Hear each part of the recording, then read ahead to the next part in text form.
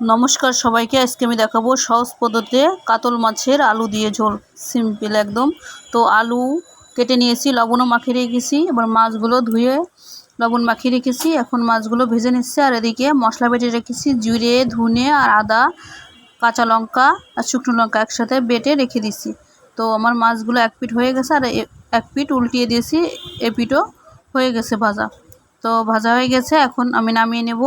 এবার ওই তেলে গোটা জিরে ফোড়ন দিয়ে আমি আলুগুলো ভালো করে ভেজে নেব, লাল লাল করে, একটু সময় নিয়ে অল্প আছে। তো আলুগুলো আমার দেখুন ভাজা হয়ে গেছে।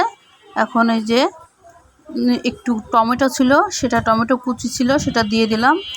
দিয়ে দেওয়ার পরে আরও কিছুটা নাড়াচাড়া করে যে মশলাটা বেটে রেখেছিলাম মশলাটা দিয়ে দিলাম। আর সাথে একটু জল দিয়ে দিলাম যাতে মশলাটা পুড়ে না যায়। তো মশলাটা কষানো আমার হয়ে গেছে দেখুন। তো এখন আমি জলটা দিয়ে দেব। তো এই যে জলটা দিয়ে দিচ্ছি, অল্প জল দিলেও হবে, কারণ আলুগুলো সুন্দর করে ভেজে নিয়েছি, বেশিক্ষণ সেদ্ধ করা লাগবে না। তো এখন ওই যে ঝোলটা ফুটে গেছে, এখন আমি যে মাছগুলো ভেজে রেখেছিলাম ওই মাছগুলো দিয়ে দিলাম। মাছগুলো ঢেলে দেওয়ার পরে আমি একটু ঢাকনা দিয়ে ঢেকে রেখেছিলাম 5 মিনিটের জন্য। ঢাকনা খুলে এখন যে গরম মশলাটা বেটে রেখেছিলাম ওটাও দিয়ে দিলাম।